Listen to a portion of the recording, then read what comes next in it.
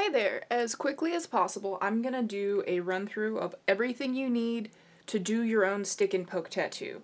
What's pretty important, first and foremost, is rubbing alcohol.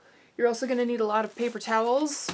Those are very important. You're probably gonna need more than one roll. I am trying out Bounty because someone in my comments told me this is the softest brand, so this is what I'm gonna be experimenting with today. But you need to be able to clean your workstation. You also need plastic wrap so that you can keep your station sanitary. You don't know what's embedded in the materials of your station, so you're going to wrap everything. You should also wrap your containers if you really want to do this correctly. Another thing that I had someone ask me about, now I just picked up a gallon of green soap. You do not need an entire gallon. It took me 6 months to go through a quart. But just because I know that sooner or later I'm gonna use all this, I picked up a gallon, but you don't need this much. What you also need is distilled water. I just have a package of it because it's easier than, running it through my own filters and blah, blah, blah, blah, blah. You will put a mixture in a container, whatever. You can go to the dollar store, just get a spray container. And I do about 1/3 of green soap to 2/3 distilled water, but you probably don't even need that much green soap. I'm probably just being really liberal. Now, if you can't find green soap in your area, I just looked it up.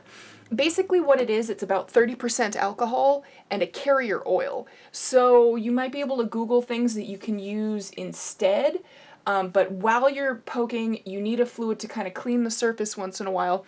And I've read you can use hydrogen peroxide and a couple different things like that. I'm not sure how ideal that is. But if you can get this, apparently they sell it at Wally World. I'm really blessed to be near City of Industry, so I can stop by Worldwide Tattoo Supply and pick up stuff there. So this is all your basic sanitation stuff that you need to set up your area. There are a million options for needles, for inks, for stencils, but for whatever reason, across the board, all tattoo parlors and piercing parlors seem to use green soap. It's green from glycerin and vegetable oil, and it's the perfect combination to not only keep things sterile, but to also keep things moisturized. So definitely worthwhile going out of your way to get some green soap. Now, to actually start poking, like I said, you need your solution mix that you've already made. You do need a sterile tattoo ink. I do not suggest using calligraphy ink or anything like that. It's just not going to stay. You're going to cause yourself pain, and you're not going to get to keep your tattoo. You need a container that some of your distilled water goes in so that you have something to wash your needles with.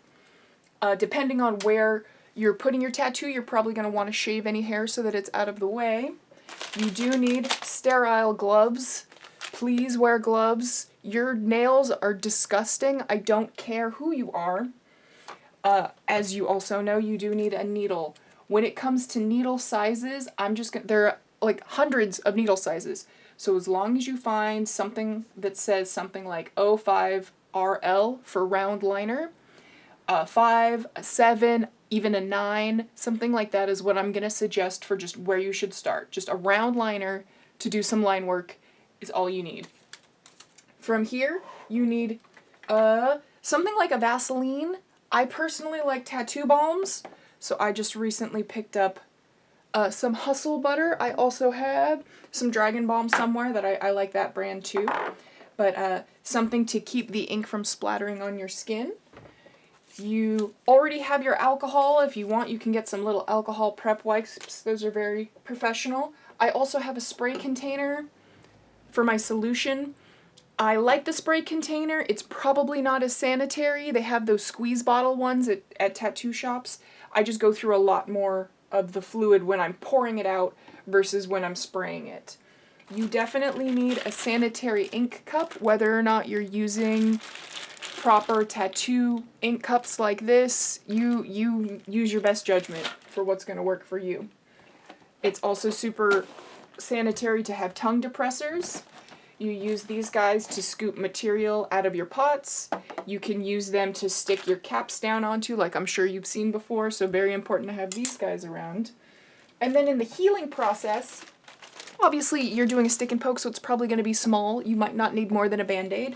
But if you do larger scale stuff like I do, you can pick up this meat packaging that you've probably seen before at the grocery store. And this side you can lay down on a tattoo and then just tape it down or whatever you're comfortable with to keep the tattoo sanitary so that it heals faster. That is also very important. Now what we're going to go into is not necessary stuff, but stuff that I highly, highly suggest that you get. A sharps container. We will go over later what to do if you don't have a sharps container, but if you're going to do this more than a couple of times, get a sharps container. Once you fill it up, you just like drop it off at a hospital or something like that, and they deal with it. So it's really important to not throw things into the trash that can hurt people that manage the trash. That's just not cool. Trash goes somewhere, it doesn't just disappear. Another thing that I personally like to use. Now, most people, if you're just doing a one-off stick and poke, using the gloves, it'll help you grip your needle. But what I was doing earlier on is I was using kebabs. I ended up cutting the kebabs down so that they would fit into my sharps container, but you could just use a full-size kebab stick, and you use some medical tape or some flexi tape to attach your needle to this and give yourself more of a pencil grip so it's a little bit more natural. You can totally adjust to just using this. A lot of people do. You don't need to make yourself a fancy grip, but that's something I like to do. To the point that I actually went on Etsy and I purchased this. I will put a link in my description.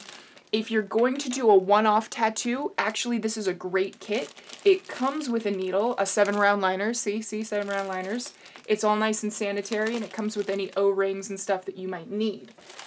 If you're going to keep using this guy, you will want fresh rubber bands and whatever these guys are called that attach the needle to the top of the bar. Those are super useful. And of course, we're going all the way back to the beginning. You very well may want some stencil stuff to go with your stencils. Now this might be a step, you know, if you just want a basic design, you want to draw it on yourself, ballpoint pens, just basic Bics are great for that, but it's not going to stay the same as using a stencil and stencil stuff. This is an investment though, so you don't necessarily have to make it. They sell little marking pens that will help you, but I don't feel like these stay very well. It's really good to, once you have, let's say this is my stencil, and you finally laid it out somewhere, it's good to also have a Sharpie so that once you're laid out, you can make marks and help yourself line your stencil back up again. Again, this stuff's all optional, but now you know. There's a lot of stuff that goes into tattooing. So that was all the supplies that you need to go out and collect one way or another. But another part of the pre-process is going to be your design.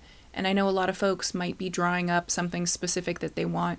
So one sort of art hack that I utilize a lot to like clean up my design a lot faster is to use not only grid paper, but to flip my original design upside down. If you've ever done digital art, you probably already know that method, but it helps your brain see any mistakes in your drawing by looking at the mirrored image of it. So using a light table, that helps you a lot. And if you don't own a light table, there's this other really common art hack where if you have a bright window, you can just tape everything up there and use that as a light box. So pretty cool stuff that make it a lot quicker to make a design you're going to be happy with for the rest of your life. Pretty important to make sure everything's solid looking before you move forward. And I'm totally not going to judge. If you just find a piece of artwork online that you think is really cool and you just use your computer monitor as a light box and you trace it, like, you do you. It'd be chill of you to give, like, credit to the original artist, but whatever, we're all pirates out here. This is the internet, you know? And here's just some footage of me putting together a stencil really quick. I actually, when I went and I picked up my green soap, I picked up this fancy new carbon paper that's specifically for tattooing. It's red. I heard a couple YouTube videos say that either the red doesn't fade as fast or it is just easier to see through black ink, but it looks pretty cool, so I'm pretty excited about that. And really quickly, I apologize for sounding preachy, but I did mention it earlier. If you do not have a sharps container and you're just going to do a one-off tattoo or something, you really shouldn't throw anything sharp in the garbage. Somebody working can grab the trash and hurt themselves on it, and you could expose them to your dirty germs. Don't do that. That's not nice. So, I don't even want to say this, but if you've gotta, maybe grab a bunch of tape, wrap up the needle end and wrap it all up really good and make sure it's all taped closed so that nobody can accidentally stab themselves on it. That would be damn decent of you. Be safe.